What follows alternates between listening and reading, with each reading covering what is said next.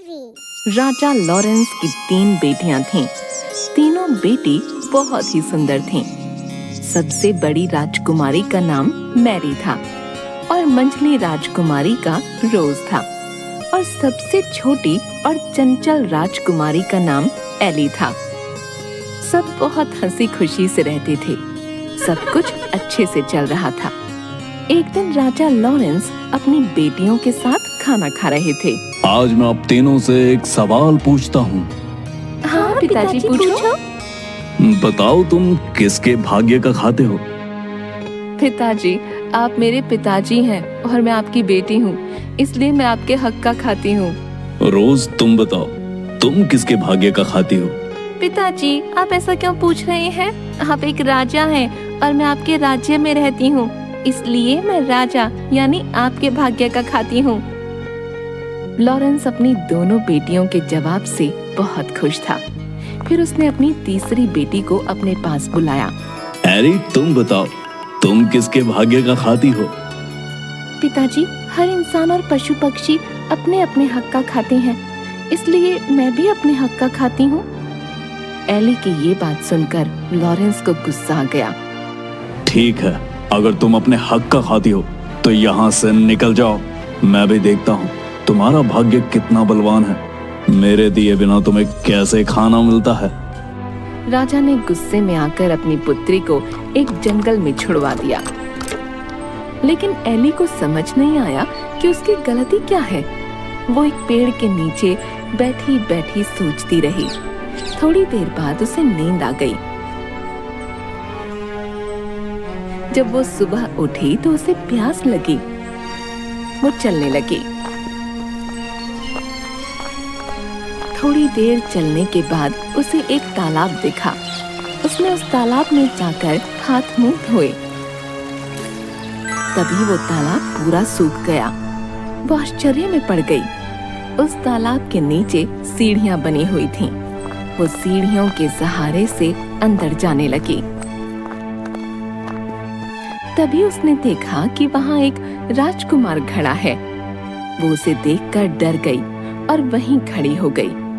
जब कुछ देर तक वो हिला डुला नहीं तो वो समझ गई कि ये एक मूर्ति है। उसने जैसे ही उस मूर्ति को छुआ, वो एक फाटक के रूप में बदल गया।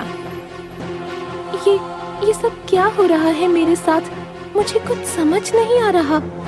वो थोड़ी देर तक वहीं रुकी रही और सोचने लगी। थोड़ी देर बाद वो उस गेट से अंदर चली गई।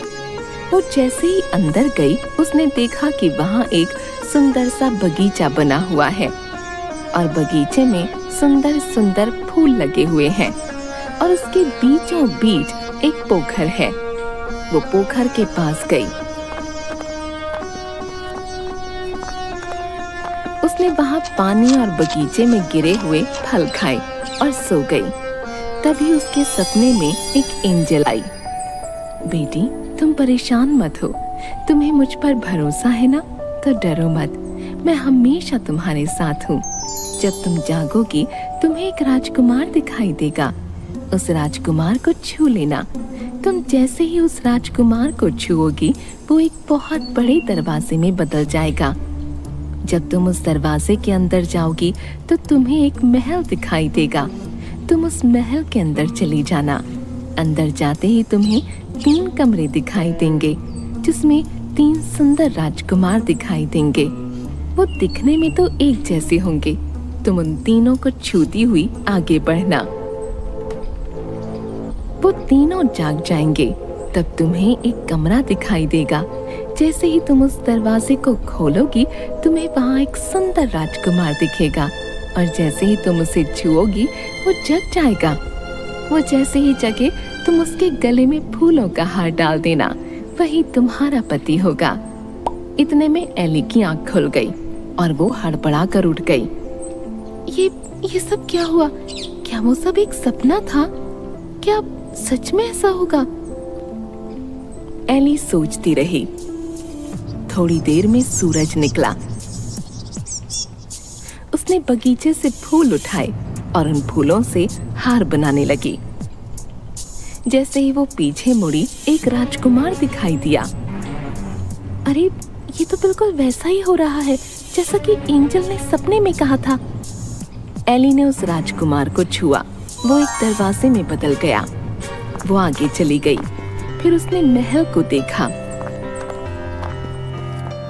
वो महल के अंदर गई और 3 राजकुमारों को छुआ। उसके बाद वो कमरे में गई और उसने उस राजकुमार को छुआ और उसके जागते ही उसके गले में वरमाला डाल दी। राजकुमार ने अपने गले से वरमाला निकाल उसके गले में डाल दी। महल में शहनाई की आवाज आने लगी। दोनों ने विवाह किया। बहुत देर से एली के मन में एक बात चल रही थी। मेरे मन में बहुत देर से एक बात चल रही है, मैं आपसे पूछूं? हाँ हाँ, पूछो। आप कौन हैं और वो 3 राजकुमार कौन हैं? ये क्या रहस्य है, मुझे बताइए। वो तीनों राजकुमार मेरे भाई थे। हम सबको एक महात्मा पुरुष ने शाप दिया था। अनजाने में मेरे भाइयों ने एक मृग को और एक मृगनी का शिकार किया था, जिसकी वजह से वो दोनों बुरी तरह घायल हो गए और मरते मरते उन्होंने मेरे तीनों भाइयों को आजीवन सोने का श्राप दिया। जब मुझे ये बात पता चली, मैं भागा भागा वहां गया तो उन्होंने मुझे ये कहते हुए शाप दिया कि तुम्हारे राज्य में ये सब हुआ है, इसलिए तुम भी पाप के भागी हो। मैं उनसे माफी मांगने लगा। मेरे माफी मांगने पर उन्होंने कहा, मैं अपना दिया हुआ शाप तो वापस नहीं ले सकता। हाँ, इसका एक उपाय बता सकता हूँ। उन्होंने उपाय बताते हुए कहा कि जब कोई धर्मोत्तम कन्या तुम्हें और तुम्हारे तीनों भाइयों को छुएगी, तुम सब वापस उसी अवस्था में आ जाओगे। आज तुमने आकर हमें एक नया जीवन दिया है। राजकुमार की बात सुनकर एली ने भी अपने साथ हुई सारी बात बताई और बताया कि किस तरह बिना अपराध के उसको दंड दिया गया और वो यहाँ तक पहुँची। राजकुमार ने उसे गले से लगा लिया और दोनों खुशी खुशी रहने लगे।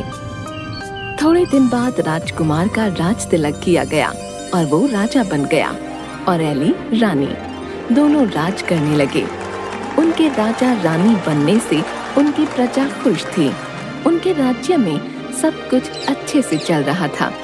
लेकिन थोड़े ही दिनों बाद एली को अपने माँ बाप की याद आने लगी और वो उदास रहने लगी।